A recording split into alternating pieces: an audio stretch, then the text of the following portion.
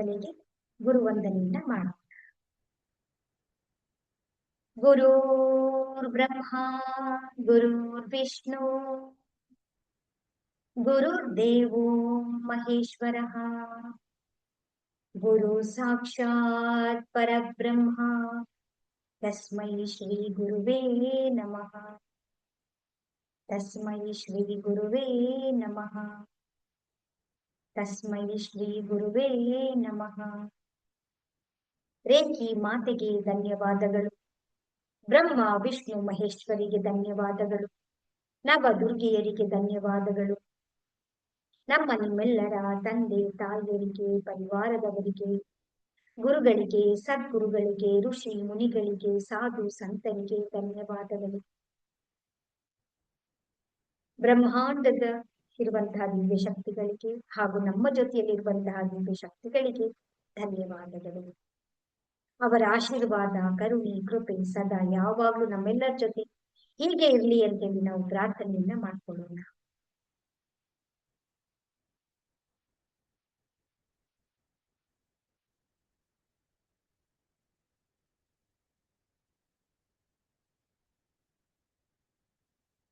ಹರೇ ರಾಮ ಹರೇ ಕೃಷ್ಣ. ನಿಮ್ಮೆಲ್ಲರಿಗೂ ಕೂಡ ಆತ್ಮ ಪ್ರಣಾಮಗಳು.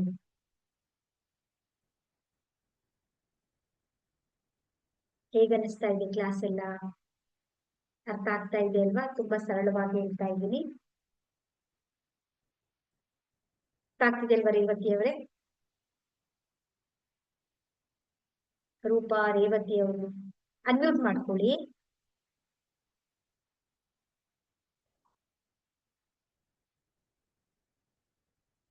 ಅಲ್ಲಿ ಮೈಕ್ ಈ ತರ ಇದೆಯಲ್ಲ, ಅದನ್ನ ಜಸ್ಟ್ ಈ ತರ ಪ್ರೆಸ್ ಮಾಡಿದ್ರೆ ಅದು ಆಫ್ ಆಗುತ್ತೆ ನೋಡಿ.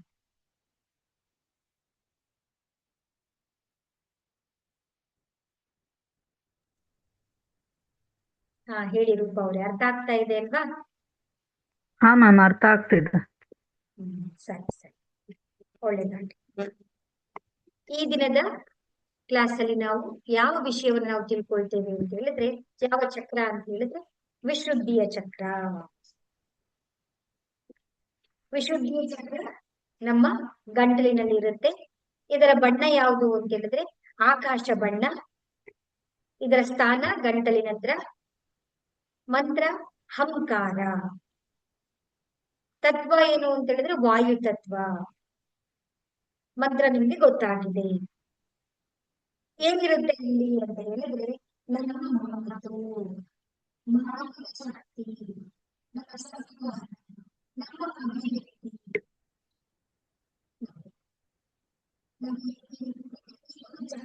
ಇಂಪಾರ್ಟೆಂಟ್ ಅಂತ ಹೇಳಿದ್ರೆ ನಮ್ಮ ಮೂಲಾಧಾರ, ಸ್ವಾಧಿಷ್ಠಾನ, ಮಣಿಪುರ, ಅನಾಹತ, ಈ ಯಾವುದೇ ಚಕ್ರಗಳಲ್ಲಿ ಇರ್ಬೋದು, ಅವುಗಳೆಲ್ಲದನ್ನು ನಾವು ಎಕ್ಸ್ಪ್ರೆಸ್ ಮಾಡ್ತೀವಿ ಅದರಲ್ಲಿ.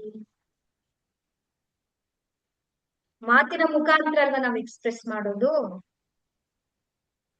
ನೋಡಿ. ಅದಕ್ಕೇನೆ ಇದು ತುಂಬಾ ಪವರ್ಫುಲ್ ಆಗಿರುವಂತದ್ದು ವಾಕ್ ಶಕ್ತಿ ಅಂತ ಹೇಳ್ತೀವಿ. ನಮ್ಗೆ ನಮ್ಮ ಸಂವಹನ ಶಕ್ತಿ, ಇದನ್ನ ಟ್ರಾನ್ಸ್ಫರ್ಮೇಶನ್ ಚಕ್ರ ಅಂತಾನೆ ನಾವು ಕರಿಬಹುದು. ಇಲ್ಲಿ ಕತ್ತಲು ಏನಿರುತ್ತೆ ನಮ್ಗೆ ಅಂತ ಹೇಳಿದ್ರೆ ಏನ್ ಹೇಳ್ತೀವಿ ನಾವು ಅಂದ್ರೆ ತುಂಬಾ ಮಾತಾಡೋದು, ಸುಳ್ಳು ಹೇಳೋದು, ಅಥವಾ ಭಯದಿಂದ ಮಾತಾಡದೆ ಇರೋದು, ಇದು ಕತ್ತಲು. ಬೆಳಕು ಏನು ಅಂತ ಹೇಳ್ತು ಅಂದ್ರೆ ಸತ್ಯವನ್ನ ನುಡಿಯುವಂತದ್ದು, ನಿಜವನ್ನ ನುಡಿಯುವಂತದ್ದು. ಅಂದ್ರೆ ಇರುವುದನ್ನ ಇರುವ ಹಾಗೆ ನಾವು ಹೇಳುವುದನ್ನ ನಾವು ಹೇಳ್ತೀವಿ. ಆದ್ರೆ ನೋಡಿ ಇಲ್ಲಿ ನಮ್ಮ ಹೃದಯಕ್ಕೆ, ನಮ್ಮ ಮಾತಿಗೆ ಗ್ಯಾಪ್ ಇದೆ, ಹೌದಲ್ವಾ? ನಮ್ಮ ಮನಸ್ಸಿನ ಒಳಗಡೆ ಏನೋ ನಡೀತಾ ಇರುತ್ತೆ, ನಾವು ಮಾತಾಡೋದು ಏನ್ ಮಾಡ್ತಾ ಇದೀವಿ, ನಾವು ಬೇರೆ ಮಾತಾಡೋದೇ ಬೇರೆ ಇದೆ, ಒಳಗಡೆ ನಡೀತಾ ಇರೋದೇ ಬೇರೆ ಇದೆ. ನಾವು ಕನೆಕ್ಷನ್ ಆಗಿದೀವಾ? ಕನೆಕ್ಷನ್ ಆಗ್ಲಿಲ್ಲ.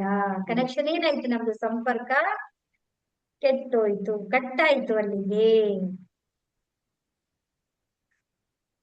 ಹೇಗೆ ನಮ್ಮ ವಿಶುದ್ಧಿ ಚಕ್ರ ಚೆನ್ನಾಗಾಗತ್ತೆ ಅಲ್ವಾ? ಅದಕ್ಕೆ ನಾವ್ ಏನ್ ಮಾಡ್ಬೇಕು ಅಂತ ಹೇಳಿದ್ರೆ ತುಂಬಾ ನಾವು ಕಡಿಮೆ ಮಾತಾಡ್ಬೇಕು, ಮೌನವಾಗಿರ್ಬೇಕು. ನಾವು ತುಂಬಾ ಹೇಳ್ಬೇಕು ಬೇಕು, ಯಾವ ತರ ಬೇಕು, ಎಷ್ಟು ಮಾತಾಡ್ತಾ ಇದೀವಿ ನಾವು ಅಂತ ಹೇಳಿದ್ರೆ ತುಂಬಾ ಸಾಧ್ಯ ಇರೋದು, ತುಂಬಾ ಕಮ್ಮಿ ಮಾತಾಡ್ತಾ ಇರೋದು, ನಮ್ಮ ಅವಶ್ಯಕತೆ ಇರೋದಿಲ್ಲ, ಸುಮ್ಮನೆ ಮಾತಾಡ್ತಾ ಇರೋದು. ಎಷ್ಟು ಮಾತಾಡ್ತಾ ಇದೀವಿ ನಾವು, ನಮ್ಮ ಮಾತಿನಲ್ಲಿ ಪವಿತ್ರತೆ ಇಲ್ಲ. ಅದಕ್ಕೆ ನಮಗೆ ನಮ್ಮ ನಾಲಿಗೆಯಲ್ಲಿ ಸರಸ್ವತಿ ಮಾತೆ ಕೂತಿರ್ತಾರೆ ಅಂತ ಹೇಳ್ಬಿಟ್ಟಿದ್ದಾರೆ. ಯಾವ ಬಿಡಬಾರ್ದು ಅಂದ್ರೆ ನಾವು ಮಾತಾಡಬಾರ್ದು. ಮಾತಾಡ್ಬೇಕಾದ್ರೆ ನಾವು ಮಾತಾಡೋಕ್ಕಿಂತ ಮುಂಚೆ 1000 ಸಲ ನಾವು ಯೋಚನೆ ಮಾಡ್ತಾ ಬರ್ಬೇಕು.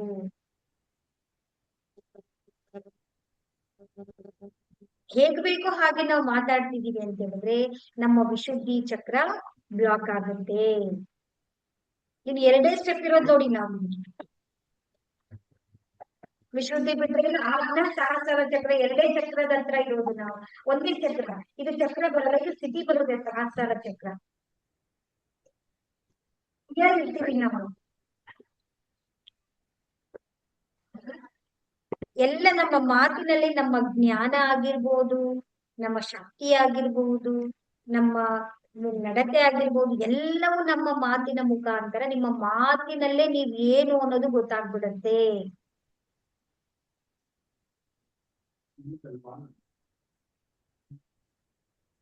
ಸೊ ಹಾಗಾಗಿ ಏನ್ ಮಾಡ್ಬೇಕು, ತುಂಬಾ ಎಚ್ಚರಿಕೆಯಿಂದ ನಾವು ಮಾತಾಡ್ಬೇಕು. ಅದಕ್ಕೆ ಎಲ್ಲರೂ ಕೂಡ ಮೌನ ವ್ರತವನ್ನ ಯಾಕೆ ಮಾಡ್ತಾ ಇದ್ರು ಅಂತ ಹೇಳಿದ್ರೆ, ಈ ಮೌನವಾಗಿರ್ಬೇಕು ನಾವು. ನಮ್ಮ ಒಳಗಡೆ ನಾನು ಏನ್ ಮಾತಾಡ್ತಿದೀವಿ, ನಮ್ಮ ಒಳಗಡೆ ಏನ್ ನಡೀತಾ ಇದೆ ಅನ್ನೋದು ಗೊತ್ತಾಗ್ಬೇಕಲ್ವಾ. ಎನರ್ಜಿ ಹೆಚ್ಚು ಮಾತಾಡಿದಷ್ಟು ನಿಮ್ಮ ಎನರ್ಜಿ ಖಾಲಿ ಆಗುತ್ತೆ.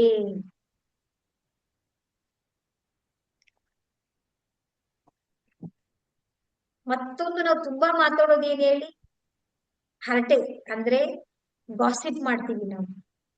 ಬೇರೆಯವ್ರ ಬಗ್ಗೆ ಮಾತಾಡೋದು, ಆ ಚಾಡಿ ಹೇಳೋದು, ಅವ್ರ ಬಗ್ಗೆ ಇವ್ರ ಬಗ್ಗೆ ನಾವು ಮಾತಾಡ್ತೀವಲ್ವಾ.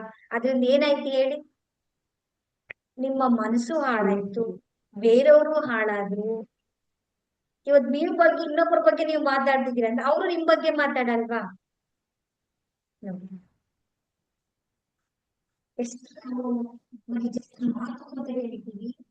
ಮಾತಿನಲ್ಲಿ ಎಷ್ಟು ಸತ್ಯ, ಅದ್ರ ಹಿಂದ್ಗಡೆ ಎಷ್ಟು ಸತ್ಯ ಅಡಗಿದೆ ಅಂತ ಹೇಳಿ. ಸೊ ಇಲ್ಲಿ ಎಷ್ಟು ದಳಗಳಿರುತ್ತೆ ಅಂತ ಹೇಳಿದ್ರೆ 16 ದಳಗಳಿರುತ್ತೆ ನೋಡಿ. 16 ಅಂದ್ರೆ ಮೊದಲನೇದೇನು, ನಾನ್ ಮಾತಾಡುವಂತ ಮಾತು ವಿಷದ ಮಾತುಗಳಾಗಿದ್ಯಾ, ಗುಣಪಡಿಸುವ ಮಾತಾಗಿದ್ಯಾ. ಎರಡನೇದು, ನಾನ್ ಮಾತಾಡ್ತಾ ಇರೋದು ಅಹಂಕಾರದ ಮಾತುಗಳನ್ನ ಆಡ್ತಾ ಇದ್ದೀನ, ವಿನಮ್ರತೆಯ ರೀತಿಯಲ್ಲಿ ಇರುವಂತ ಮಾತುಗಳನ್ನ ಆಡ್ತಾ ಇದ್ದೀನ. ನನ್ನ ಮಾತಿನಲ್ಲಿ ಭಕ್ತಿ ಇರುವಂತ ಮಾತುಗಳಿದೆಯಾ, ಬರೀ ಖಾಲಿ ಆಚರಣೆ, ಸುಮ್ನೆ ಜಪ ಹೇಳ್ತಾ ಇದೀವ, ಬರೀ ಮಂತ್ರ ಜಪ ಮಾಡ್ತಾ ಇದೀವಿ, ಬರೀ ಮಂತ್ರಗಳು ಹೇಳ್ತಾ ಇದೀವ, ಅದ್ರಲ್ಲಿ ಭಕ್ತಿ ಶ್ರದ್ಧೆ ಮನಸ್ಸಿನಿಂದ ನಾವು ಮಾಡ್ತಾ ಇದೀವ.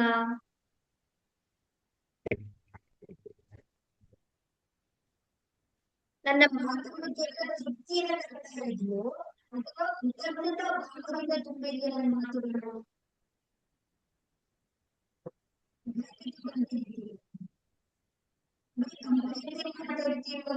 ಮಾತಾಡ್ತಿದೀವ, ಅದಿಲ್ಲ ಇದಿಲ್ಲ ಅಂತ ಹೇಳ್ತಾ ಇದೀವ. ಇರೋದ್ರ ಬಗ್ಗೆ ನಮ್ಗೆ ಕೃತಜ್ಞತೆ ಇದೆಯಾ, ಆ ಕೃತಜ್ಞತೆಯ ಮಾತುಗಳು ನಮ್ ಬಾಯಲ್ಲಿ ಬರ್ತಾ ಇದೆಯಾ.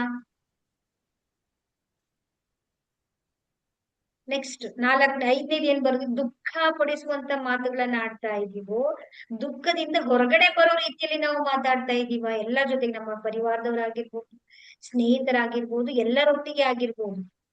ದುಃಖನೇ ನೆನ್ಸ್ಕೊಂಡು ದುಃಖ ಇನ್ನೊಬ್ರಿಗೆ ದುಃಖ ಕೊಡೋ ರೀತಿಯಲ್ಲಿ ನಾವು ಮಾತಾಡ್ತಾ ಇದೀವ, ಅಥವಾ ದುಃಖದಿಂದ ಹೊರಗಡೆ ಬರೋ ರೀತಿಯಲ್ಲಿ ನಾವು ಮಾತಾಡ್ತಾ ಇದೀವ.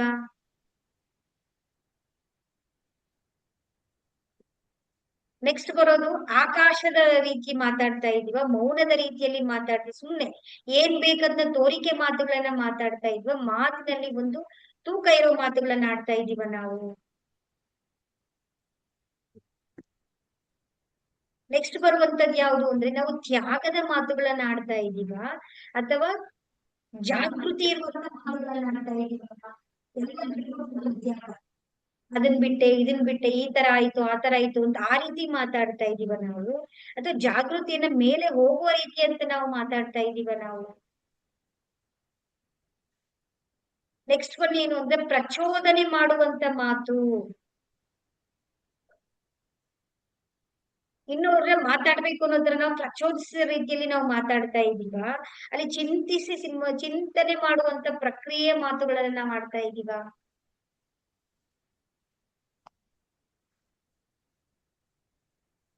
ಸರ್ವಜ್ಞತೆ ನೆಕ್ಸ್ಟ್, ಅಂದ್ರೆ ಎಲ್ಲ ನನಗೆ ತಿಳಿದಿದೆ ಅನ್ನೋ ರೀತಿಯಲ್ಲಿ ನಾವು ಮಾತಾಡ್ತಿದೀವ, ಅಥವಾ ನನಗೆ ಪ್ರಾಮಾಣಿಕವಾಗಿ ನನಗೆ ಎಷ್ಟು ತಿಳಿದಿದೆ, ನನಗೆ ಇನ್ನೂ ತಿಳಿದಿಲ್ಲ, ಎಲ್ಲ ತಿಳಿದಿರ್ಬೇಕು ಅಂತ ಏನಿಲ್ವಲ್ಲ.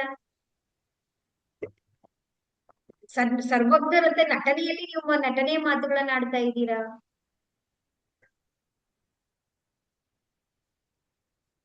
ನೆಕ್ಸ್ಟ್ ಬರೋದು ಕ್ರಿಯೆ.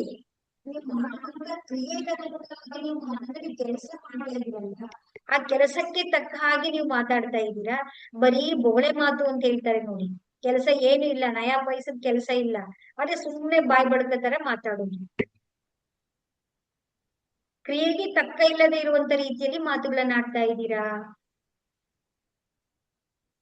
ನಿಮ್ಮ ಮಾತಿನಲ್ಲಿ ನಾದ ಇದೆಯಾ, ಅದು ಬರೀ ಸದ್ದು ಗದ್ದಲ ಕೋಪ ದ್ವೇಷ ಈ ತರ ಮಾತುಗಳಿದೆಯಾ, ಅದರಲ್ಲಿ ಒಂದು ಶಾಂತತೆ, ಅಂದ್ರೆ ಓಂಕಾರ, ಅಂದ್ರೆ ಅಷ್ಟು ನಾದ ರೀತಿಯಲ್ಲಿ ನುಡಿದರೆ ಮುತ್ತಿನ ಹಾರದಂತೆ ಇರಬೇಕು ಅನ್ನೋ ರೀತಿಯಲ್ಲಿ ಅಷ್ಟು ನಾವು ಆ ರೀತಿಯಲ್ಲಿ ನಾವು ಮಾತಾಡ್ತಾ ಇದೀವ. ನಮ್ಮ ಮಾತಿನಲ್ಲಿ ನೆಕ್ಸ್ಟ್ ಲಯ ಇದೆಯಾ, ಅಂದ್ರೆ ಆ ಲಯ ಅಂತಂದ್ರೆ ಏನೋ ಒಂದು ಅರ್ಥ ಇದೆಯಾ, ಅದಕ್ಕೆ ಅರ್ಥ ಹೀನುವಾಗಿ ಮಾತಾಡ್ತಿದೀವ, ತುಂಬಾ ಉಪಯೋಗ ಇಲ್ದ ಹಾಗೆ ಏನೇನ್ ಬೇಕಾದನ್ನ ಮಾತಾಡ್ತಾ ಇದೀವ ನಾವು. ನೆಕ್ಸ್ಟ್ ಒನ್ ಏನು ಗೊತ್ತಾ, ಅಮೃತ. ನಮ್ಮ ಮಾತು ಅಮೃತದ ರೀತಿಯಲ್ಲಿ ಇದೆಯೋ ಅಥವಾ ವಿಷದ ರೀತಿಯಲ್ಲಿ ಇದೆಯೋ. ಒಬ್ಬರಿಗೆ ನಾವು ಮಾತಾಡಿದ್ರೆ ಅಮೃತ ರೀತಿಯಲ್ಲಿ ಅವ್ರಿಗೆ ಪೋಷಿಸುವಂತೆ ನಾವು ಮಾತಾಡ್ಬೇಕು, ಅದು ವಿಷದ ಇನ್ನೊಬ್ಬರಿಗೆ ವಿಷದ ನೋವಾಗುವ ರೀತಿಯಲ್ಲಿ ವಿಷವನ್ನ ತುಂಬುವ ರೀತಿಯಲ್ಲಿ ನಾವು ಮಾತಾಡಬಾರ್ದು. ನೆಕ್ಸ್ಟ್ ಒನ್ ಬರುವಂತದ್ದು ಏನು ಅಂದ್ರೆ ಸ್ಮೃತಿ. ಬರೀ ಹಳೆದನ್ನೇ ನೆನ್ಪಿಸ್ಕೊಂಡ್ ಬರೀ ಹಳೆದನ್ನೇ ಅದನ್ನೇ ಮಾತಾಡ್ತಾ ಇದ್ದೀರಾ, ಅಥವಾ ಪ್ರಾಮಾಣಿಕವಾಗಿ ಈ ಕ್ಷಣದಲ್ಲಿ ಇರುವಂತ ನೆನಪುಗಳು ನೆನ್ಪಿಕೊಂಡು ಅದನ್ನ ಅರ್ಥ ಮಾಡ್ಕೊಂಡು ನೀವು ಮಾತಾಡ್ತಾ ಇದ್ದೀರಾ.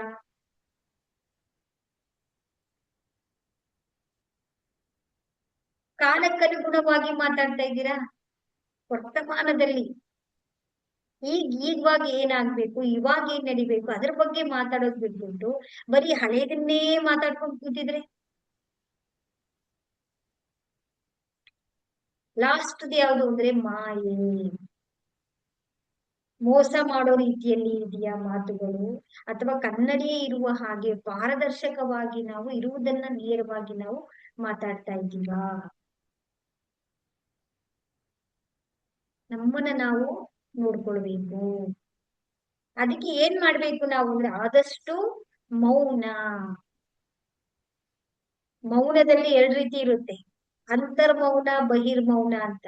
ಬಾಯಿ ಸುಮ್ನೆ ನಾವು ನೋಡೋರ್ಗೆ ಮಾತಾಡಲ್ಲ, ಆದ್ರೆ ಒಳಗಡೆ ನಡೀತಾ ಇರುತ್ತಲ್ಲ. ಈಗ ಎದುರುಗಡೆ ಇರ್ತಾರೆ ಅನ್ಕೊಳ್ಳಿ, ಸುಮ್ನೆ ಮೌನ ಸುಮ್ನೆ ಕೂತ್ಕೊಳ್ಳೋದು ಈ ತರ, ಆದ್ರೆ ಒಳಗಡೆ ನಡೀತಾ ಇರುತ್ತಲ್ಲ ಸಂಭಾಷಣೆ, ಡೈಲಾಗ್ಸ್ಗಳು, ಕಥೆಗಳು, ಸ್ಟೋರಿಗಳೆಲ್ಲ, ಅದು ಎರಡೂ ಕೂಡ ನಿಲ್ಲಬೇಕು. ಪವಿತ್ರವಾದಂತ ಮೌನ ಬರ್ಬೇಕು ನಮ್ಮ ಒಳಗಡೆ ನೋಡಿ ಅಲ್ವಾ. ಸೊ ಅದನ್ನೇ ಹೇಳೋದು, ಮೌನ ಎಲ್ಲಿ ಬರುತ್ತೆ ನಮಗೆ, ಧ್ಯಾನದಿಂದ ಬರುತ್ತೆ. ಸೊ ಅದಕ್ಕೆ ನಾವೇನ್ ಮಾಡ್ಬೇಕು, ನಿರಂತರವಾಗಿ ನಾವು ಧ್ಯಾನವನ್ನ ನಾವು ಮಾಡ್ತಾ ಬರ್ಬೇಕು. ಈಗ ಅರ್ಥ ಆಗ್ತಿದೆ ಅಲ್ವಾ, ಎಲ್ಲಿಂದ ಎಲ್ಲಿಗೆ ನಮ್ಗೆ ಕನೆಕ್ಷನ್ ಇದೆ ನೋಡಿ.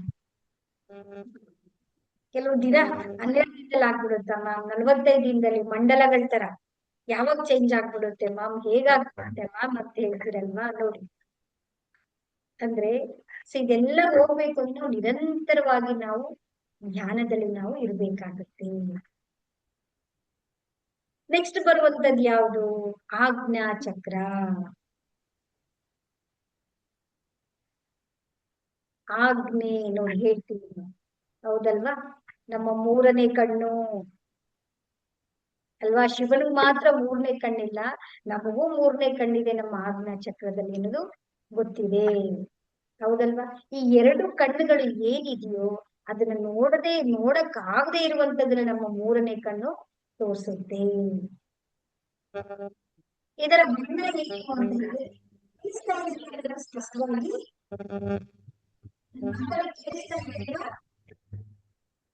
ಕಟ್ ಕಟ್ ಆಗುತ್ತೆ ಮ್ಯಾಮ್ ಸ್ವಲ್ಪ. ಕಟ್ ಕಟ್ ಮಧ್ಯೆ ಆಗ್ತಾ ಮಧ್ಯೆ. ಇದೆಯಾ? ಹಾ, ಮಧ್ಯೆ ಮಧ್ಯೆ ಕಟ್ ಕಟ್ ಆಗುತ್ತೆ.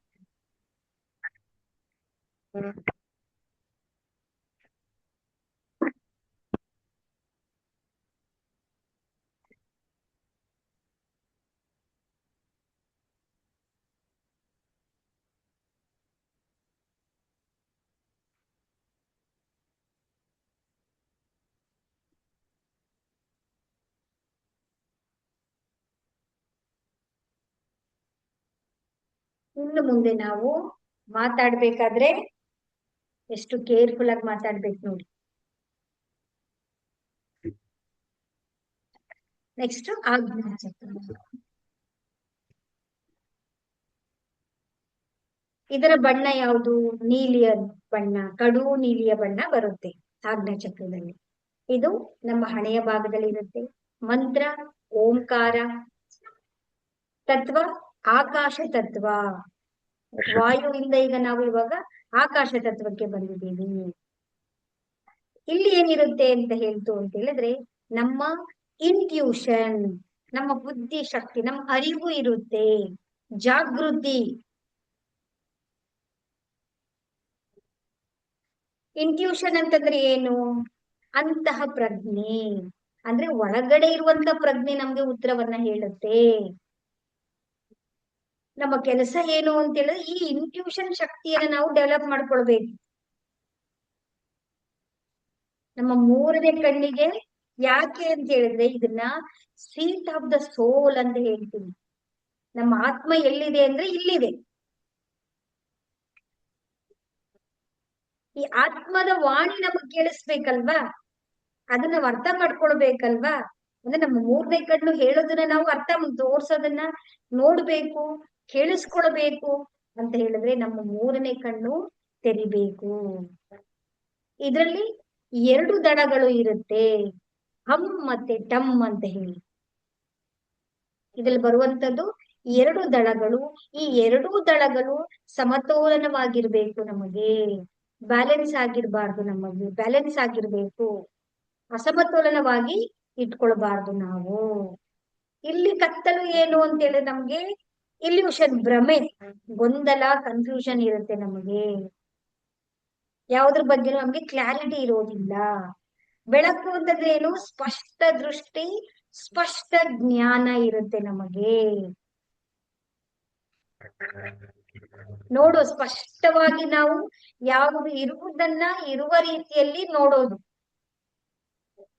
ಕ್ಲಾರಿಟಿಯಿಂದ ನಾವು ನೋಡ್ಬೇಕು. ಈಗ ನೋಡಿ, ಮಸಾಲೆ ಹಾಕೋದು ಅಂತ ಹೇಳ್ತಾರಲ್ಲ, ಒಂದು ಘಟನೆ ನಡೀತಾ ಇರುತ್ತೆ. ಆ ಘಟನೆ ಇರೋದನ್ನ ಇರುವಾಗ ನೋಡ್ಬೇಕೇ ವಿನಃ ನಾವು ಅಲ್ಲಿಗೆ ನಮ್ಮದೇ ಆದಂತ ಕಲ್ಪನೆ ಆಗ್ಲಿ, ನಮ್ಮದೇ ಆದಂತ ವಿಜುವಲೈಸೇಷನ್ ಆಗ್ಲಿ, ನಮ್ಮ ಭಾವನೆಗಳನ್ನಾಗ್ಲಿ ಯಾವುದು ಕೂಡ ನಾವು ಬೆರೆಸುವ ಹಾಗೆ ಇಲ್ಲ. ಎಲ್ಲವನ್ನು ಕೂಡ ಏನಿದೆಯೋ ಇರುವ ಹಾಗೆ ನಾವು ಅದನ್ನ ನೋಡ್ತಾ ಬರ್ಬೇಕು. ಇದು ಆಗ್ಬೇಕು ಅಂತಂದ್ರೆ ಏನು ಅಂತ ಹೇಳಿದ್ರೆ ನಾವು ಧ್ಯಾನವನ್ನ ನಾವು ಮಾಡ್ತಾ ಬರ್ಬೇಕು. ಧ್ಯಾನವನ್ನ ನಾವು ಮಾಡ್ತಾ ಬಂದಾಗ ನಮ್ಮ ಒಳಗೆ ಅರಿವು ಉಂಟಾಗುತ್ತೆ, ಜಾಗೃತಿ ಉಂಟಾಗುತ್ತೆ. ಆಗ ನಮ್ಮ ಮೂರನೇ ಕಣ್ಣು ತೆರೆಯುತ್ತೆ. ಮೂರನೇ ಕಣ್ಣು ತೆರೆದಾಗ ನಮಗೆ ಯಾರ ಸಹಾಯವೂ ಬೇಕಿಲ್ಲ, ನಮ್ಮ ಒಳಗಡೆನೆ ಉತ್ತರ ಬರುತ್ತೆ. ಪ್ರತಿಯೊಂದಕ್ಕೂ ಕೂಡ ನಮ್ಮ ಒಳಗಡೆಯಿಂದನೇ ನಮಗೆ ಮಾರ್ಗದರ್ಶನ ಆಗ್ಲಿ, ಗೈಡೆನ್ಸ್ ಆಗ್ಲಿ ಬರುತ್ತೆ. ಅದಕ್ಕೆ ಹೇಳೋದು, ಧ್ಯಾನವನ್ನ ಮಾಡಿ ನಿಮ್ಮ ಜೀವನದ ಗುರು ನೀವುಗಳೇ ಆಗ್ಬೇಕು, ಬೇರೆಯವ್ರ ಮೇಲೆ ಡಿಪೆಂಡ್ ಆಗೋದಲ್ಲ. ಇದು ಬರ್ಬೇಕು ಅಂತಂದ್ರೆ ಈ 6 ಚಕ್ರಗಳನ್ನ ದಾಟ್ಬೇಕಲ್ಲ ನೀವು, ದಾಟಿ ಬರ್ಲೇಬೇಕು. ಇದನ್ನೇ ನಮ್ಗೆ ಈ ಧ್ಯಾನ ಏನ್ ಮಾಡ್ತಾ ಇರುತ್ತೆ, ನಿಮ್ಮನ್ನ ಇಲ್ಲಿಗೆ ಕರ್ಕೊಂಡ್ ಬರುತ್ತೆ ನೋಡಿ, ಇಲ್ಲಿಗೆ ಬಂದು ನಿಮ್ಮನ್ನ ನಿಲ್ಸುತ್ತೆ. ಆ ಧ್ಯಾನ ಅನ್ನೋದು ನಮ್ಮನ್ನ ನಿಲ್ಲಿಸಿದಾಗ ವಿಟ್ನೆಸ್ ಸ್ಟೇಟ್ಗೆ ನಾವು ಬರ್ತೀವಿ, ಸಾಕ್ಷಿ ಭಾವಕ್ಕೆ ನಾವು ಬರ್ತೀವಿ. ನೋಡೋದು, ನಮ್ಮಲ್ಲಿ ಆಧ್ಯಾತ್ಮಿಕ ಅರಿವು ಉಂಟಾಗುತ್ತೆ, ಸ್ಪಷ್ಟತೆ ಬರುತ್ತೆ, ನಮಗೆ ಯಾವುದೇ ರೀತಿಯಾದ ಗೊಂದಲ ಇರಲ್ಲ ನಮ್ಮೊಳಗಡೆ, ಏಕಾಗ್ರತೆ ಇರುತ್ತೆ ನಮಗೆ. ಈ ಒಂದು ನಾವು ಕರೆಕ್ಟ್ ಆಗಿ ನಾವು ಯಾವಾಗ ಸಾಕ್ಷಿ ಭಾವನ ನಾವು ತಲುಪ್ತೀವೋ ಅವಾಗ ಇದು ನಮ್ಗೆ ಸಿಗುತ್ತೆ ನಮಗೆ. ಇಲ್ಲಿ ಬ್ಯಾಲೆನ್ಸ್ ಇಲ್ಲ, ಇದು ಅಸಮತೋಲನ ಆಗಿದೆ ಎಂದಾಗ ನಮ್ಗೆ ಏನಾಗುತ್ತೆ, ಸ್ಪಷ್ಟತೆ ಇರುವುದಿಲ್ಲ, ಅಜ್ಞಾನ ಇರುತ್ತೆ, ಕನ್ಫ್ಯೂಷನ್ ಇರುತ್ತೆ, ಗೊಂದಲಗಳಿರುತ್ತೆ ನಮಗೆ. ಈ ಚಕ್ರಕ್ಕೆ ಸಂಬಂಧಪಟ್ಟ ಹಾಗೆ ನಮ್ಗೆ ಏನ್ ರಿಲೇಟೆಡ್ ಹೆಲ್ತ್ ಇಶ್ಯೂಸ್ ಆಗುತ್ತೆ ಅಂದ್ರೆ, ನಮ್ಮ ತಲೆಗೆ ಸಂಬಂಧ, ಮೈಗ್ರೇನ್ ಆಗಿರ್ಬೋದು, ತಲೆನೋವು ಆಗಿರ್ಬೋದು, ದೃಷ್ಟಿ ಸಮಸ್ಯೆಗೆ ಸಂಬಂಧಪಟ್ಟಂತಹ ಸಮಸ್ಯೆಗಳನ್ನ ನಾವು ಫೇಸ್ ಮಾಡ್ಬೇಕಾಗುತ್ತೆ ಈ ಒಂದು ಆಜ್ಞಾ ಚಕ್ರದಿಂದ. ಇದೆ ಈ ಈ ಸ್ಥಿತಿಗೆ ನಾವು ಒಂದೊಂದಾಗಿ ನಾವು ತಲುಪ್ತಾ ನಾವು ನೋಡಿ ಆ ವಿಟ್ನೆಸ್ ಸ್ಟೇಟ್ಗೆ, ಸಾಕ್ಷಿ ಭಾವ, ಆ ನೋಡುವ ಒಂದು ಹಂತಕ್ಕೆ ನಾವು ಬಂದು ತಲುಪಬೇಕಾಗತ್ತೆ. ನಾವು ಯಾವಾಗ ನಾವು ಈ ಒಂದು ಹಂತಕ್ಕೆ ನಾವು ತಲುಪ್ತೀವೋ ಆವಾಗ ಏನಾಗುತ್ತೆ, ನಮ್ಮೊಳಗಡೆ ಎಲ್ಲವೂ ಕೂಡ ಸ್ಪಷ್ಟವಾಗಿ ನಮ್ಗೆ ಕಾಣಿಸೋದಕ್ಕೆ ಪ್ರಾರಂಭ ಆಗುತ್ತೆ. ಅಲ್ಲಿ ನಮಗೆ ಒಂದು, ಇಲ್ಲಿಂದ ನಾವು ಸಹಸ್ರಾರ ಸ್ಥಿತಿಗೆ ನಾವು ಹೋಗ್ತೀವಿ. ಸಹಸ್ರಾರ ಅಂತಂದ್ರೆ ಏನು ಅಂತ ಹೇಳಿದ್ರೆ, ಇನ್ಫಿನಿಟ್, ಅನಂತವಾಗಿರುವಂತದ್ದು. ಈ ಒಂದು ಇಲ್ಲಿರುವಂತ ಒಂದು ಈ ಆಗ್ನೇಯ ಚಕ್ರದಲ್ಲಿರುವಂತ ನಮ್ಮ ಒಂದು ಇಂಟ್ಯೂಷನ್ ಪವರ್ ಅಂತ ಹೇಳ್ತೀವಿ, ಅಂದ್ರೆ ನಮ್ಮ ಒಳಗಡೆ ಒಂದು ಸಿಕ್ಸ್ತ್ ಸೆನ್ಸ್ ಅಂತ ನಾವು ಏನ್ ಹೇಳ್ತೀವಲ್ವಾ, ಅದನ್ನ ನಾವು ಜಾಸ್ತಿ ಹೆಚ್ಚಿಗೆ ಬೆಳವಣಿಗೆನ ನಾವು ಮಾಡ್ಕೊಳ್ಬೇಕಾಗುತ್ತೆ.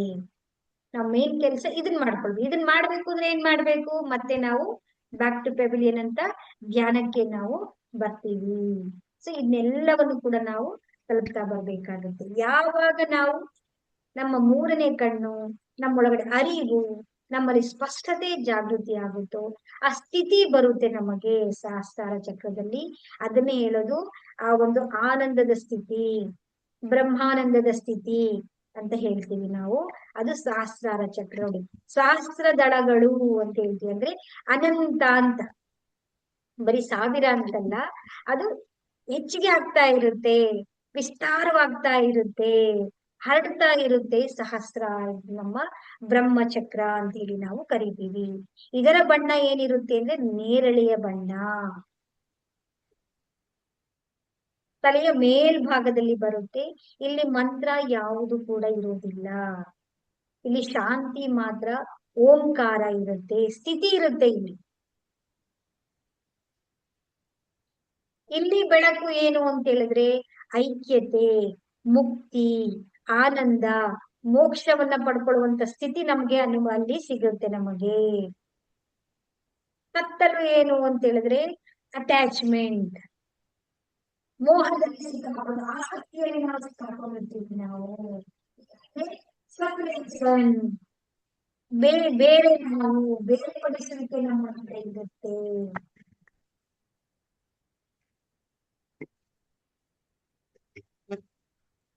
ಏನಿಲ್ಲಿ ಎಲ್ಲವೂ ಕೂಡ ಒಂದೇ, ಬೇರೆ ಅನ್ನೋದು ಏನು ಇಲ್ಲ, ನಾವೆಲ್ಲರೂ ಕೂಡ ಒಂದೇ ಇರುತ್ತೆ. ಈ ಮೌನ ಇರುತ್ತಲ್ಲ, ಅದು ಒಳಗಡೆ ಮೌನ, ಒಳಗಡೆ ಇಳಿತಾ ಇಳಿತಾ ಇಳಿತಾ ಏನಾಗುತ್ತೆ ಅಂದ್ರೆ ನಾವು ಶೂನ್ಯತೆಯನ್ನ ತಲುಪ್ತೀವಿ. ಆ ಶೂನ್ಯತೆಯನ್ನ ತಲುಪೋದು ನಾವು ಸಮಾಧಿ ಸ್ಥಿತಿ, ಧಾರಣ, ಧ್ಯಾನ, ಸಮಾಧಿ ಸ್ಥಿತಿಯನ್ನ ನಾವು ಅಲ್ಲಿಗೆ ತಲುಪ್ತೀವಿ. ನೋಡಿ, ಫೈನಲ್ ಆಗಿ ನಾವು ಆ ಸ್ಥಿತಿಗೆ ನಾವು ಬಂದು ತಲುಪ್ತೀವಿ ನಾವು. ಅಲ್ಲಿ ಮುಕ್ತಿ, ಮೋಕ್ಷ, ಆ ಸ್ಥಿತಿಯನ್ನ ಯಾರು ಪಡ್ಕೊಳ್ತಾರೋ ಅವ್ರಿಗೆ ಮುಕ್ತಿ, ಮೋಕ್ಷವನ್ನ ಅನುಭವಿಸುವಂತ ಸ್ಥಿತಿಯನ್ನ ನಾವು ತಲುಪುತ್ತೇವೆ. ಅಂದ್ರೆ ಅಸ್ತಿತ್ವದೊಂದಿಗೆ ಸಂಪರ್ಕವನ್ನ ನಾವು ಮಾಡ್ಕೊಳ್ತೀವಿ. ಈ ಮೌನ, ಶೂನ್ಯತೆ ಅನ್ನೋದನ್ನೇ ನಾವು ಈ ಧ್ಯಾನದಿಂದ ನಾವು ಅಭ್ಯಾಸವನ್ನ ಮಾಡ್ಕೊಳ್ತಾ ಬರ್ತೀವಿ.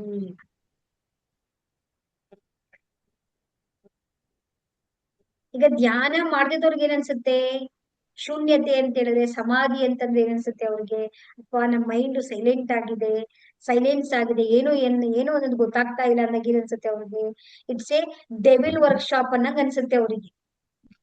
ಹುಚ್ಚರ ಸಂತೆ ಇದ್ದಂಗ ಅನ್ಸುತ್ತೆ ನಮ್ಗೆ ಮೈಂಡ್ ನಮ್ಗೆ. ಅದೇ ಧ್ಯಾನ ಅನ್ಸುತ್ತೆ ಹೇಳಿ, ಈ ಶೂನ್ಯತೆನೆ ಎವ್ರಿಥಿಂಗ್, ಎಲ್ಲವೂ ಕೂಡ ಶೂನ್ಯತೆಯಲ್ಲೇ ಇದೆ. ಈ ಸಮಾಧಿ ಸ್ಥಿತಿಯಲ್ಲಿ ಎಲ್ಲವನ್ನು ಕೂಡ ತಿಳ್ಕೊಳ್ಳುವಂಥದ್ದು, ಪಡ್ಕೊಳ್ಳುವಂಥದ್ದು ಇರುತ್ತೆ. ಇದನ್ನೇ ಆನಂದದ ಸ್ಥಿತಿ ಅಂತೇಳಿ ನಾವು ಕರಿತೀವಿ. ಇದು ನಮ್ಮ ಸಹಸ್ರಾರ ಚಕ್ರ. ನೋಡಿ, ಒಂದೊಂದು ಚಕ್ರಗಳು ನೀವು ಮೇಲೆ ಏರ್ತಾ ಏರ್ತಾ ಏನಾಗುತ್ತೆ ಅಂದ್ರೆ ಈ ಸಮಾಧಿ ಸ್ಥಿತಿಯನ್ನ ನಾವು ತಲುಪ್ತೇವೆ. ಸೊ ಯಾವಾಗ ನಾವು ಈ ಸ್ಥಿತಿಯನ್ನ ತಲುಪ್ತೇವೋ ಅವಾಗ ಏನಾಗುತ್ತೆ ಅಂತ ಹೇಳಿದ್ರೆ, ನೀವು ಎಲ್ಲಿ ಹೋಗ್ತಿರೋ ನೀವು ಹೋದ್ರೆ ಸಾಕು, ಅಲ್ಲಿ ಪರಿವರ್ತನೆ ಆಗ್ತಾ ಇರುತ್ತೆ. ನೀವೇನ್ ಅನ್ಕೊಳ್ತೀರಾ ಅದೆಲ್ಲವೂ ನಿಮ್ಮ ಆಭಾ ಮಂಡಲ ಏನಾಗುತ್ತೆ, ನಿಮ್ಮ ಆರಾ ಲೆವೆಲ್ ತುಂಬಾ, ನಿಮ್ಮ ಎನರ್ಜಿ ತುಂಬಾ ಸ್ಟ್ರಾಂಗ್ ಆಗಿರುತ್ತೆ. ನಾವೇನ್ ಅನ್ಕೊಳ್ತೀವೋ ಅದು ಆಟೋಮ್ಯಾಟಿಕಲಿ ನಮಗೆ ಕನೆಕ್ಷನ್ ಆಗುತ್ತೆ. ಸೊ ಇದಕ್ಕೆ ನಾವೇನ್ ಮಾಡ್ಬೇಕು ಅಂದ್ರೆ ಈ ಧ್ಯಾನ ಸಾಧನೆನ ನಾವು ಪ್ರತಿದಿನ ನಾವು ಮಾಡ್ತಾ ಬರ್ಬೇಕಾಗತ್ತೆ. ಈ ಆಭಾ ಮಂಡಲವನ್ನ ಚೆಕ್ ಮಾಡೋದಿಕ್ಕೆ ತುಂಬಾ ಸರಳವಾಗಿ, ತುಂಬಾ ಈಸಿಯಾಗಿ ದೊಡ್ಡ ದೊಡ್ಡ ಮೆಷಿನ್ಸ್ಗಳು, ಅದೆಲ್ಲವೂ ಕೂಡ ಕಿರ್ಲಿಯನ್ ಮೆಷಿನ್ಸ್ಗಳು, ಚಕ್ರ ಸ್ಕ್ಯಾನರ್ಗಳು, ಡೌಸರ್ಸ್ಗಳು ಅಂತ ಎಲ್ಲವೂ ಕೂಡ ಇದೆ. ಈಸಿಯಾಗಿ ನಮ್ಮಲ್ಲಿ ನಾವು ನೋಡ್ಕೊಳ್ಳೋದು ಹೇಗೆ, ಮನೆಯಲ್ಲಿ ನಾವು ಚೆಕ್ ಮಾಡ್ಕೊಳ್ಳೋದು ಹೇಗೆ ಅಂತ ಹೇಳಿದ್ರೆ, ಸಿಂಪಲ್ ಆಗಿ ನಮ್ಮ ಹೆಬ್ಬೆರಳನ್ನ ಈ ರೀತಿ ಇಟ್ಕೊಳ್ಬೇಕು. ಈ ತುದಿಯ ಭಾಗವನ್ನ ಒಂದೇ ದೃಷ್ಟಿಯಿಂದ ನೇರವಾಗಿ ನಾವು ಈ ತರ ನೋಡ್ತಾ ಬರ್ಬೇಕು. ಅಲುಗಾಡಿಸಬಾರ್ದು, ಏನು ಮಾಡಬಾರ್ದು. ಒಂದೇ ಕಡೆ, ಒಂದೇ ಕೇಂದ್ರ ಬಿಂದುವಿನಲ್ಲಿ ಜಸ್ಟ್ ಈ ತರ ನೀವು ನೋಡ್ತಾ ಬಂದ್ರೆ ಅಲ್ಲಿ ಒಂದು ಲೇಯರ್ ಕಾಣುತ್ತೆ ನೋಡಿ. ಬಿಳಿಯ ಬಣ್ಣದ ಒಂದು ಸಣ್ಣದ ಲೇಯರ್ ಬರುತ್ತೆ ನೋಡಿ, ಅದೇ ನಮ್ಮ ಆಭಾಮಂಡಲ.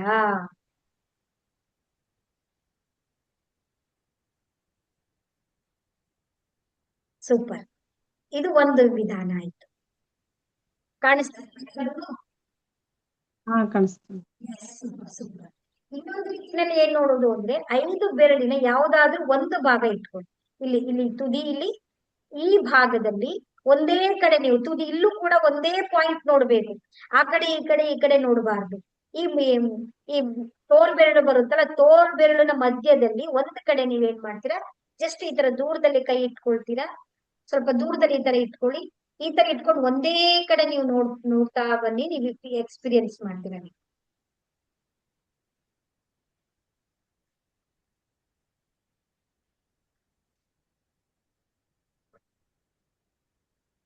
5 ಬೆರಳಲ್ಲಿ ಕಾಣಿಸುತ್ತೆ ನೋಡಿ. ನೀವು ಒಂದು ಕಡೆ ನೋಡಿದ್ರೆ 5 ಬೆರಳುಗಳಲ್ಲೂ ಕೂಡ ನಿಮ್ಗದು ಒಂದು ಸಣ್ಣ ಲೇಯರ್, ತುಂಬಾ ದೊಡ್ಡದಲ್ಲ, ಒಂದು ಸಣ್ಣ ಲೇಯರ್ ನಿಮಗೆ 5 ಬೆರಳುಗಳಲ್ಲೂ ಕೂಡ ನಿಮ್ಗೆ ಕಾಣಿಸುತ್ತೆ. ಇದೇ ನಮ್ಮ ಆಭಾಮಂಡಲ, ಆರ ಅಂತೇಳಿ ನಾವು ಕರಿತೀವಿ. ಇನ್ನೊಂದು ಮೆಥಡ್ ಇದೆ, ನಮ್ಮ ಗಂಟಲಿನಲ್ಲಿ ಇಲ್ಲಿ ಒಂದು ಮಾರ್ಕ್ ಅನ್ನ ಮಾಡ್ಕೊಂಡು ಕನ್ನಡಿನಲ್ಲಿ ನೋಡೋದು. ಕನ್ನಡಿನಲ್ಲಿ ಈ ಮಾರ್ಕ್ ಎಲ್ಲಿರುತ್ತೋ ಆ ಮಾರ್ಕ್ ಅನ್ನ ನೋಡಿದ್ರೆ ನಿಮ್ಮ ಶರೀರದಲ್ಲಿ ನಿಮ್ಗೆ ಕಾಣಿಸುತ್ತೆ ಆರ. ನನ್ನ ಆರ, ನನ್ನ ಆಭಾಮಂಡಲ ಹೇಗಿದೆ ಅಂತ ಹೇಳಿ ಅದನ್ನ ನಾವು ಚೆಕ್ ಮಾಡ್ಕೊಳ್ತಾ ಬರ್ತೀವಿ. ನಿಮ್ಮ ಆಭಾಮಂಡಲ, ನಿಮ್ಮ ಎನರ್ಜಿ, ನಿಮ್ಮ ಒಳಗಡೆ ಇದು ನೋಡಿ, ಇದೇ ಎನರ್ಜಿ, ಇದು ಸ್ಟ್ರಾಂಗ್ ಆಗಿತ್ತು. ನಿಮ್ಮ ಎನರ್ಜಿ, ನಿಮ್ಮ 7 ಚಕ್ರಗಳು, ನಿಮ್ಮ ಇದು ನಾಡಿಯ ಗುಚ್ಛಗಳು ಹೇಗೆ ನೀವು ಚೆನ್ನಾಗಿ ಇಟ್ಕೊಂಡಿರ್ತೀರಾ, ಆ ಧ್ಯಾನದಿಂದ ನೀವು ಎನರ್ಜಿಯನ್ನ ಹೇಗೆ ಪಡ್ಕೊಳ್ತೀರಾ, ಅದರ ಮೇಲೆ ಡಿಪೆಂಡ್ ಆಗಿರುತ್ತೆ ಎಲ್ಲವೂ ಕೂಡ. ಅದಕ್ಕೆ ಹೇಳುದು, ನೀವು ಇದಕ್ಕೆ ಏನು ಬೇಕಿಲ್ಲ ಪ್ರಮಾಣ, ನೀವು ಹೋಗಿ ನಿಂತ್ಕೊಂಡ್ರೆ ಅಥವಾ ನಿಮ್ಮ ಉಪಸ್ಥಿತಿನಲ್ಲೇ ಬದಲಾವಣೆಗಳಾಗುತ್ತೆ. ನಿಮ್ಮ ಸ್ಥಿತಿನೇ ನೀವು ಹೋಗಿ ನಿಂತ್ಕೊಂಡ್ರೆ ಎಲ್ಲವೂ ಕೂಡ, ಕೆಲವು ವ್ಯಕ್ತಿಗಳು ಬಂದ ತಕ್ಷಣ ಕೆಲಸಗಳಾಗುತ್ತೆ. ಯಾಕೆ ಹೇಳಿ? ಇದೇ ಕಾರಣ ಆಗುತ್ತೆ. ಅದಕ್ಕೆ ಏನ್ ಮಾಡ್ಬೇಕು ನಾವು ಅಂದ್ರೆ, ಪ್ರತಿದಿನ ಸಿಂಪಲ್ ಆಗಿ ನಿರಂತರವಾಗಿ ಕನ್ಸಿಸ್ಟೆನ್ಸಿ ಆಗಿ ನಾವು ಧ್ಯಾನವನ್ನ ನಾವು ಮಾಡ್ಕೊಳ್ತಾ ಬರ್ಬೇಕಾಗತ್ತೆ. ಇಷ್ಟು ವಿಷಯಗಳನ್ನ ನೀವು ಈ ದಿನದ ಕ್ಲಾಸ್ ಅಲ್ಲಿ ನೀವು ಸಂಪೂರ್ಣವಾಗಿ ತಿಳ್ಕೊಂಡಿದ್ದೀರಾ. ನಾಳಿನ ಕ್ಲಾಸ್ ಅಲ್ಲಿ ನೀವು ಈ ಎನರ್ಜಿಯಲ್ಲಿ ಹೇಗೆ ನಾವು ಪ್ರೊಟೆಕ್ಷನ್ ಮಾಡ್ಕೊಳ್ಳೋದು, ಯಾವ ರೀತಿ ನಾವು ಹೀಲಿಂಗ್ ಮಾಡ್ಕೊಳ್ಬೇಕು, ಅದ್ರಲ್ಲಿ 24 ಪಾಯಿಂಟ್ಸ್ ಹೀಲಿಂಗ್ ಅಂತಂದ್ರೆ ಏನು ಅನ್ನೋದನ್ನ ನಾಳಿನ ಕ್ಲಾಸಲ್ಲಿ ನೀವೆಲ್ಲರೂ ಕೂಡ ತಿಳ್ಕೊಳ್ತೀರಾ. ಇದ್ರಲ್ಲಿ ಯಾರಿಗಾದೇನಾದ್ರು ಡೌಟ್ಸ್ ಇದೆಯಾ? ಏನಿಲ್ಲ ಮ್ಯಾಮ್. ತುಂಬಾ ಸರಳವಾಗಿ ಈಸಿಯಾಗಿ ನಾನು ಹೇಳ್ತಾ ಬರ್ತಾ ಇದ್ದೀನಿ. ಸೊ ಅದ್ರಲ್ಲಿ ಏನ್ ಬರುತ್ತೆ ಅಂತ ಹೇಳಿದ್ರೆ, ನೆಕ್ಸ್ಟ್ 24 ಪಾಯಿಂಟ್ಸ್ ಹೀಲಿಂಗ್ ಅಂತ ಹೇಳಿದ್ರೆ ಏನು, 24 ಭಾಗಗಳು. ಈ 7 ಚಕ್ರಗಳನ್ನ ಬಿಟ್ರೆ ನೆಕ್ಸ್ಟ್ ಸ್ಥಾನದಲ್ಲಿ ಬರುವಂತದ್ದು ಯಾವುದು ಅಂತ ಹೇಳಿದ್ರೆ ಈ 24 ಶರೀರದ ಭಾಗಗಳು ಬರುತ್ತೆ. ಈ 24 ಶರೀರದ ಭಾಗಗಳನ್ನ ಏನ್ ಮಾಡ್ಬೇಕು ನಾವು ಅಂತ ಹೇಳಿದ್ರೆ, ಅದರಲ್ಲಿ ನಮ್ಮ ಶರೀರದ ತಲೆಯ ಭಾಗ, ನಮ್ಮ ದೇಹದ ಮುಂಭಾಗ, ನಮ್ಮ ದೇಹದ ಹಿಂಭಾಗ, ಇವೆಲ್ಲವೂ ಕೂಡ ಬರುತ್ತೆ. ಟೋಟಲ್ ಆಗಿ 24 ಭಾಗಗಳಿರುತ್ತೆ. ಈ 24 ಭಾಗಗಳಿಗೆ ನಾವೇನ್ ಮಾಡ್ಬೇಕು ಅಂತ ಹೇಳಿದ್ರೆ ಹೀಲಿಂಗ್ ಅನ್ನ ಮಾಡ್ಕೊಳ್ತಾ ಬರ್ಬೇಕು, ಸ್ವಯಂ ಉಪಚಾರವನ್ನ ಮಾಡ್ಕೊಳ್ತಾ ಬರ್ಬೇಕು. ಯಾವ ರೀತಿ ಮಾಡ್ಕೊಳ್ತಾ ಬರ್ಬೇಕು, ನಾನು ನಿಮ್ಗೆ ಇವತ್ತು ಗೈಡೆನ್ಸ್ ಕೊಡ್ತೀನಿ ನೋಡಿ. ಯಾವ ರೀತಿ ಮಾಡ್ಬೇಕು ಅಂದ್ರೆ ನಿಮ್ಗೆ ಹೇಳ್ಕೊಡ್ತೀನಿ ನಾನು. ಸಿಂಬಲ್ಸ್ ಗಳೆಲ್ಲ ಬರುತ್ತೆ. ಜಸ್ಟ್ ನಾವೇನ್ ಮಾಡ್ಬೇಕು, ಕೈಗಳನ್ನ ಚಾರ್ಜ್ ಮಾಡ್ಕೊಳ್ಬೇಕು. ಸಿಂಬಲ್ಸ್ ಗಳು ಬರುತ್ತೆ, ಆ ಸಿಂಬಲ್ಸ್ ಗಳನ್ನ ನಾವು ಕೈಗಳ ಮೇಲೆ ನಾವು ಡ್ರಾ ಮಾಡ್ಕೊಳ್ಬೇಕು. ರೇಖಿ ಮಾತೆಯ ಶಕ್ತಿ ನಮ್ಮ ಕೈಗಳಲ್ಲಿ ಹರಿತಾ ಇದೆ ಅಂತೇಳಿ ನಾವು ಅನ್ಕೊಳ್ತೀವಿ. ಆ ಶಕ್ತಿ ನಮ್ಮ ಕೈಗಳಲ್ಲಿ ಹರಿಯುತ್ತೀವಿ. ಎಲ್ಲಾ ಕೈಗಳನ್ನ ನಾವ್ ಏನ್ ಮಾಡ್ಬೇಕು, ಈ ರೀತಿ ಹಳ್ಳದ ರೀತಿಯಲ್ಲಿ ಜೋಡಿಸ್ಕೊಳ್ತೀವಿ. ಜೋಡಿಸ್ಕೊಂಡು ಏನ್ ಮಾಡ್ತೀವಿ, ರೇಖಿ ಮಾತೆಯನ್ನ ಕರಿತೀವಿ. ಏ ರೇಖಿ ಮಾತಿ, ಏ ದಿವ್ಯ ಶಕ್ತಿ, ದಿವ್ಯ ಶಕ್ತಿ, ನಾವು ಈ ದಿನ 24 ಪಾಯಿಂಟ್ ಸೀಲಿಂಗ್ ಅನ್ನ ಮಾಡ್ಕೊಳ್ತಾ ಇದ್ದೇನೆ. ನನಗೆ ಶಕ್ತಿಯನ್ನ ಪ್ರದಾನ ಮಾಡಿರಿ, ಪ್ರದಾನ ಮಾಡಿರಿ, ಪ್ರದಾನ ಮಾಡಿರಿ. ಆ ದಿವ್ಯ ಚೈತನ್ಯದ ಆ ಪ್ರಕಾಶದ ಕಿರಣಗಳು ನಮ್ಮ ಮೇಲೆ ಹರಿದು ಬರ್ತಾ ಇರುವ ಹಾಗೆ ನಾವು ಕಲ್ಪನೆಯನ್ನ ಮಾಡ್ಕೊಳ್ಳೋಣ. ಇವತ್ತು ಹೇಳ್ಕೊಡ್ತಾ ಇದ್ದೀನಿ, ನೀವು ಮನೆಯಲ್ಲಿ ಒಂದ್ಸಲ ಪ್ರಾಕ್ಟಿಕಲ್ ಆಗಿ ಅದನ್ನ ಮಾಡೋರಂತೆ. ಗ್ರೂಪ್ ಅಲ್ಲಿ ನಾನು ಕಳ್ಸಿಕೊಡ್ತೀನಿ ನಿಮ್ಗೆ. ಆ ಶಕ್ತಿ ಹರಿತಾ ಬರ್ತಾ ಇದೆ. ನಮ್ಮ ಶಿರಸ್ಸಿನ ಭಾಗದಲ್ಲೆಲ್ಲ ಶಕ್ತಿ ತುಂಬಿದೆ. ನಮ್ಮ ಗಲ್ಲದಲ್ಲಿ, ಭುಜದಲ್ಲಿ, ತೋಳುಗಳಲ್ಲಿ, ಕೈಗಳೆಲ್ಲವೂ ಕೂಡ ಪ್ರಕಾಶದಿಂದ ತುಂಬಿ ಹೋಗಿದೆ.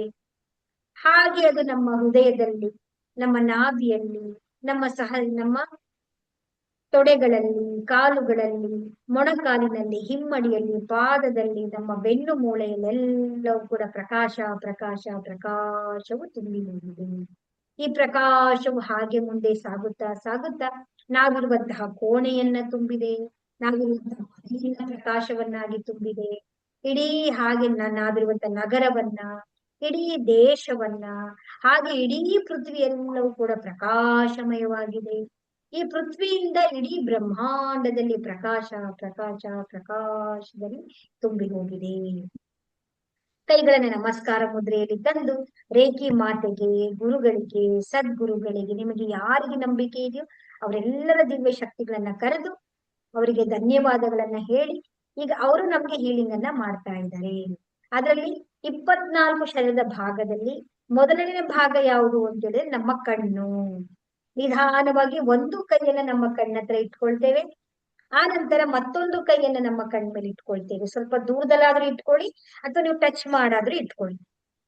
ಕೈಗಳನ್ನ ಇಟ್ಕೊಂಡು ನಮ್ಮ ಕೈಗಳಿಂದ ಆ ರೇಖಿ ಮಾತೆಯ ದಿವ್ಯ ಚೈತನ್ಯದ ಪ್ರಕಾಶದ ಶಕ್ತಿಗಳು ಹರಿದು ಬಂದು ನಮ್ಮ ಕಣ್ಣಿನ ಭಾಗದಲ್ಲಿರುವಂತ ನಕಾರಾತ್ಮಕ ಶಕ್ತಿಗಳೆಲ್ಲವನ್ನ ಕಪ್ಪು ಕಪ್ಪು ಕಪ್ಪು ಕಪ್ಪು ಬಣ್ಣದಲ್ಲಿ ಬ್ರಹ್ಮಾಂಡದಲ್ಲಿ ವಿಲೀನಗೊಳಿಸ್ತಾ ಇದೆ. ಆ ಕಪ್ಪುಗಳಲ್ಲಿ, ಕಣ್ಣಿನ ಹೃದಯದಲ್ಲಿ, ರೆಪ್ಪೆಗಳಲ್ಲಿ, ಮೂಳೆಗಳಲ್ಲಿ, ಮಾಂಸಖಂಡಗಳಲ್ಲಿ, ಕಾರ್ನಿಯಾದಲ್ಲೆಲ್ಲವೂ ಕೂಡ, ಅಣು ಅಣುವಿನಲ್ಲಿ, ಕಣ ಕಣಗಳೆಲ್ಲವೂ ಕೂಡ ಆ ರೇಖಿ ಮಾತೆಯ ದಿವ್ಯ ಚೈತನ್ಯ ಶಕ್ತಿಯು ಸ್ಥಾಪನೆಯಾಗ್ತಾ ಇದೆ. ಪ್ರಕಾಶ ಪ್ರಕಾಶ ಪ್ರಕಾಶದಿಂದ ತುಂಬಿ ಹೋಗಿದೆ. ನಂತರ ಎರಡನೇ ಭಾಗವಾದಂತ ಕಿವಿಗೆ ಬರ್ತೀವಿ. ನಾವು ಒಂದು ಕೈಯಿಂದ ಕಿವಿ ಹತ್ರ ತಗೊಂಡ್ ಬರ್ತೇವೆ, ಮತ್ತೊಂದು ಕೈಯಿಂದ ನಂತರ ತಗೊಂಡ್ ಬರ್ತೇವೆ. ನಮ್ಮ ಕೈಗಳಿಂದ ಹಿಡಿದು ಬರ್ತಾ ಇರುವಂತಹ ರೇಖಿ ಮಾತೆಯ ದಿವ್ಯ ಚೈತನ್ಯ ಶಕ್ತಿಯು ನಮ್ಮ ಕಿವಿಗಳಲ್ಲಿ ಹರಿತಾ ಇದೆ. ಕರ್ಣದಲ್ಲಿ, ತಮಟೆಗಳಲ್ಲಿ, ಅಲ್ಲಿರುವಂತಹ ಮೂಳೆಗಳಲ್ಲಿ, ಮಾಂಸಖಂಡಗಳಲ್ಲಿ, ಸ್ನಾಯುಗಳಲ್ಲಿ, ಅಣು ಅಣುವಿನಲ್ಲಿ, ಕಣ ಕಣಗಳಲ್ಲಿರುವಂತಹ ಎಲ್ಲ ನಕಾರಾತ್ಮಕ ಶಕ್ತಿಯನ್ನ ತೆಗೆದು ಬ್ರಹ್ಮಾಂಡದಲ್ಲಿ ವಿಲೀನಗೊಳಿಸ್ತಾ ಇದೆ. ಕೇವಲ ಪ್ರಕಾಶ ಪ್ರಕಾಶ ಪ್ರಕಾಶದಿಂದ ತುಂಬಿ ಹೋಗ್ತಾ ಇದೆ. ಕೇವಲ ಪ್ರಕಾಶ ಪ್ರಕಾಶ ಪ್ರಕಾಶ ಪ್ರಕಾಶ. ಸೂಪರ್. ನೋಡಿ, ಈ ರೀತಿಯಾಗಿ ಇದು ನಿಮ್ಗೆ ಗೈಡೆನ್ಸ್ ಕೊಟ್ಟಿದ್ದೀನಿ ನಾನು. ಈ ರೀತಿಯಾಗಿ ಒಂದೊಂದು ಭಾಗದಲ್ಲೂ ಮಿನಿಮಮ್ ಅಂದ್ರೆ ಒಂದೊಂದು ಪಾರ್ಟ್ಗೆ ನೀವು 3 ನಿಮಿಷಗಳ ಕಾಲ ಹೀಲಿಂಗ್ ಮಾಡ್ಕೊಳ್ಬೇಕು. ಈ ರೀತಿ ನಿಮ್ಗೆ 1 ಅವರ್ ಆಗುತ್ತೆ. ಅಷ್ಟು ಸಮಯದಲ್ಲಿ ನನಗೆ ಮಾಡಕ್ಕೆ ಸಮಯ ಇಲ್ಲ ಅಂತ ಹೇಳಿದ್ರೆ ಅರ್ಥ ಮಾಡ್ಕೊಂಡು ಮಾಡಿ. 12 ಭಾಗಗಳು ಮಾಡ್ಕೊಳ್ಳಿ. ಅಥವಾ 12 ಮಾಡ್ಕೊಳಕ್ಕಾಗಲ್ಲ ಅಂದ್ರೆ ದಿನಕ್ಕೆ 6 ಭಾಗನ 6 ಪಾರ್ಟ್ಗಳಿಗೆ ಭಾಗಗಳನ್ನ ಮಾಡ್ಕೊಂಡು ನೀವು ಪ್ರತಿದಿನ ನೀವು ಹೀಲಿಂಗ್ ಅನ್ನ ಮಾಡ್ಕೊಳ್ತಾ ಬನ್ನಿ. ನಮ್ಮ ಶರೀರದ ಒಳಗಡೆ ಇರುವಂತ ಎನರ್ಜಿಗಳೆಲ್ಲವೂ ಕೂಡ ಏನಾಗುತ್ತೆ, ಪಾಸಿಟಿವ್ ಆಗಿ ಹೀಲ್ ಆಗ್ತಾ ಬರುತ್ತೆ. ಈ ರೀತಿ ಮಾಡ್ಕೊಳ್ತಾ ಬರ್ಬೇಕು. ಇದನ್ನೆಲ್ಲ ಭಾಗಗಳು ಯಾವ್ಯಾವ್ದಿದೆ, 12 ಭಾಗಗಳು ಯಾವ್ಯಾವ್ದು, ಅದು ಒಂದು ಆಡಿಯೋ ಒಂದು ಕೂಡ ನಿಮ್ಗೆ ನಾನು ಕಳಿಸ್ಕೊಡ್ತೀನಿ. ಆ ಮ್ಯೂಸಿಕ್ ಅನ್ನ ಹಾಕೊಂಡು ನೀವು ಪ್ರಾಕ್ಟೀಸ್ ಅನ್ನ ನೀವು ಮಾಡ್ಕೊಳ್ತಾ ಬನ್ನಿ. ಸ್ಟಾರ್ಟಿಂಗ್ ಸ್ವಲ್ಪ ಕಷ್ಟ ಆಗುತ್ತೆ, ಅಭ್ಯಾಸ ಆಗೋರಿಗೆ. ನೋಡ್ಕೊಳ್ತೀರಾ, ಆಮೇಲೆ ಪ್ರಾಕ್ಟೀಸ್ ಮಾಡ್ತೀರಾ. ಗೊತ್ತಾದ್ಮೇಲೆ ನೀವೇನ್ ಮಾಡ್ಬೇಕು ಅಂದ್ರೆ ಕಂಪ್ಲೀಟ್ ಆಗಿ ಕಣ್ಣು ಮುಚ್ಚಬೇಕು. ಕಣ್ಣನ್ನ ತೆರೆದು ಮಾಡಬಾರ್ದು. ಯಾವಾಗ್ಲೂ ನೀವು ಹೀಲಿಂಗ್ ಅನ್ನೇ ಮಾಡ್ಕೊಳ್ಳಿ, ಧ್ಯಾನವನ್ನೇ ಮಾಡ್ಕೊಳ್ಳಿ. ಕಣ್ಣನ್ನ ಮುಚ್ಚಿ ನೀವು ಧ್ಯಾನವನ್ನ ಹೀಲಿಂಗ್ ಅನ್ನ ಮಾಡ್ಕೊಳ್ಬೇಕು. ಕಣ್ಣನ್ನ ತೆರಿಬಾರ್ದು. ಗ್ರೂಪ್ ಅಲ್ಲಿ ನಾನು ಅದನ್ನ ನಿಮ್ಗೆಲ್ಲಾ ಮಾಹಿತಿಗಳನ್ನ ಕಳಿಸ್ಕೊಡ್ತೇನೆ. ಒಳ್ಳೇದಾಗ್ಲಿ ನಿಮ್ಮೆಲ್ಲರಿಗೂ ಕೂಡ.